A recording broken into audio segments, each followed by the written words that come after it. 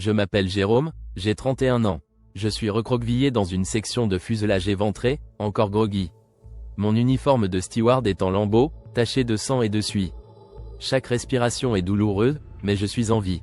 Avant, j'étais steward dans une compagnie aérienne. Je voyageais avec professionnalisme. Aujourd'hui, je ne suis plus qu'un rescapé, allongé au milieu de débris métalliques, le bruit sourd du vent et des flammes comme seule compagnie. La chaleur est étouffante, l'odeur insoutenable, un mélange de carburant et de chair brûlée. Je revois le décollage, rien d'anormal, les passagers somnolaient, bercés par le ronronnement des moteurs. Un vol de nuit banal. Moi, je circulais entre les rangées, un sourire professionnel collé aux lèvres.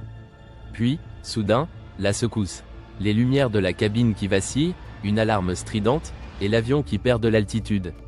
Il y a eu une annonce de dernière minute, météo difficile, retour immédiat. Les turbulences se sont intensifiées. Avant que l'on puisse amorcer la descente, une violente explosion à l'arrière a déclenché le chaos. Je pense à ma compagne, Élise. Elle devait venir me chercher à l'aéroport. Elle m'avait envoyé un message juste avant l'embarquement. Hâte de te voir, mon amour. On projette de se marier dans quelques mois. Je ressens un pincement au cœur, me demandant si elle sait que l'avion a disparu. Je pense à mes parents aussi, à la fierté qu'ils ont toujours eue pour moi. Mais en cet instant, je ne suis qu'un survivant, et ma priorité est de m'en sortir vivant pour les revoir. Je suis blessé à la jambe, coincé sous un morceau de siège qui semble peser une tonne. Ma peau était raflée, des éclats de verre incrustés dans mon bras gauche. Je n'entends aucun autre son humain, seulement le vent sifflant dans la carlingue déchirée et les crépitements de l'avion encore fumant. L'odeur de carburant est écœurante, une explosion pourrait survenir à tout moment. Je sais que je dois me libérer rapidement, mais chaque mouvement m'arrache un cri de douleur. Je suis terrifié, mais un instinct de survie me pousse à bouger. L'adrénaline prend le dessus, mais mes mains tremblent. J'ai peur que tout explose d'une seconde à l'autre. Dans ma tête, je me répète comme un mantra. Ne panique pas, trouve un moyen. Je tente de déplacer le siège bloquant ma jambe, mais c'est peine perdue. Mon cœur tambourine dans ma poitrine, une peur viscérale m'envahit, mais je sais que c'est maintenant ou jamais. Aucun membre d'équipage ne répond. Je crie le nom de ma collègue, Karine, l'amie la plus proche à bord. Aucun son ne me revient. Je me remémore notre dernier échange, on fera la fête à l'arrivée. Une promesse qui semble si loin maintenant. Je refuse de penser au pire, mais le silence pesant me glace. Karine, toujours rayonnante, est-elle encore vivante? Je n'ai jamais connu d'accident grave, malgré 10 ans de carrière. Mes parents, hôtesses de l'air autrefois, m'avaient pourtant mis en garde, toujours prêt à l'imprévu. Mais on ne se prépare jamais à un crash comme celui-ci. J'étais le premier steward de la famille à officier sur un A380, une fierté pour eux. Aujourd'hui, cette fierté semble bien futile face à l'horreur de la situation.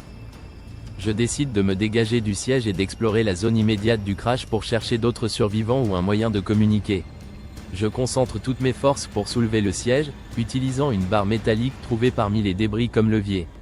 Mon souffle est court, la douleur intense, mais finalement, je parviens à libérer ma jambe. Tandis que je me relève, je remarque un trolley renversé à quelques mètres. Dedans, je trouve une bouteille d'eau intacte et quelques barres de céréales encore emballées. Je récupère aussi un gilet de sauvetage et un extincteur presque vide. Chaque objet semble crucial. Je trouve un talkie interne de cabine écrasé, mais il refuse de s'allumer. Je réprime ma frustration, je dois continuer. Je crois entendre un gémissement près d'un amas de bagages. Mon cœur s'accélère. En fouillant, je découvre un passager blessé, Samir. Il est conscient mais en état de choc. Il me supplie de l'aider. Il était en route pour son mariage, me racontait-il entre deux sanglots. Je remarque les alliances sur son porte-clés. Ce petit détail me bouleverse. Nous tentons de sortir de la carcasse, mais une paroi effondrée bloque le passage principal. Des flammes commencent à gagner l'aile gauche. L'air se remplit de fumée, étouffant et irritant. L'extincteur à bout de souffle ne sert plus à rien. Nous devons trouver une autre issue rapidement avant que le feu ne nous encercle complètement. En fouillant un compartiment technique, je tombe sur un dossier de sécurité de la compagnie. Il mentionne des anomalies signalées mais non résolues avant le décollage. Mon sang ne fait qu'un tour. Comment a-t-on pu nous laisser voler avec un avion potentiellement défectueux? Ces pages deviennent une preuve cruciale pour comprendre ce qui s'est passé. Ma colère est palpable. Samir, entendant mes découvertes, entre dans une colère froide. Ils devront payer pour ça, murmure-t-il, les yeux brillants de désespoir. Nous avons un bref accrochage, la tension étant à son comble. Finalement, nous nous résignons, tout cela n'aura de l'importance que si nous survivons. on repère un trou dans la carlingue, débouchant sur un ravin. La fumée devient de plus en plus dense, rendant l'air irrespirable. Il nous faut agir vite. Nous hésitons, tenter de traverser les débris ou escalader une pente raide. Finalement, la descente dans le ravin semble notre seule option. C'est risqué, mais c'est une chance de plus de survivre. Durant la descente, nous partageons un moment de répit. Samir me raconte son angoisse de ne jamais revoir sa fiancée. Ça résonne en moi. Je lui parle d'Élise, de ma peur qu'elle pense que je suis mort. Ces confidences créent un lien inattendu, un rappel de ce que nous avons à perdre si nous abandonnons maintenant. Je confie à Samir que j'avais une peur irrationnelle de l'avion enfant. Ironique, non, pour un steward? C'est Élise qui m'avait encouragé à surmonter cette phobie, me poussant à embrasser une carrière que je redoutais. Samir me confie qu'il était sur le point de renoncer à son mariage, avant que sa fiancée ne lui donne une seconde chance. Ces révélations nous humanisent et ravivent notre détermination. Nous atteignons la base du ravin. Le sol est jonché de débris, des morceaux de carlingue, des sièges brûlés. Nous entendons des sanglots et des appels étouffés. Mon cœur s'accélère à l'idée qu'il puisse y avoir d'autres survivants. Nous suivons ces sons, espérant arriver à temps pour les aider. Nous découvrons un groupe de passagers, blessés mais vivants. Un incendie menace de les piéger. La panique monte, mais je prends les choses en main. Avec Samir, nous organisons une chaîne humaine pour les évacuer vers une zone sûre. Chaque seconde compte. Les flammes gagnent du terrain, mais nous refusons de les abandonner. Nos efforts portent leurs fruits, et nous éloignons tout le monde à temps. Alors que nous nous éloignons, une explosion retentit, marquant la fin de l'A380. Nous sommes hors de portée, mais le souffle de l'explosion nous projette au sol. Les survivants, épuisés, nous remercient avec des larmes aux yeux. Le silence qui suit est assourdissant. Nous avons survécu, mais à quel prix? Assis sur un rocher, je réalise que je ne suis plus le même homme. Ce crash m'a changé. J'étais un steward respectant les consignes, mais aujourd'hui, je suis devenu un leader. Samir, reconnaissant, me serre la main avec force. Une solidarité inexplicable nous unit maintenant. Nous rassemblons les survivants pour établir un plan.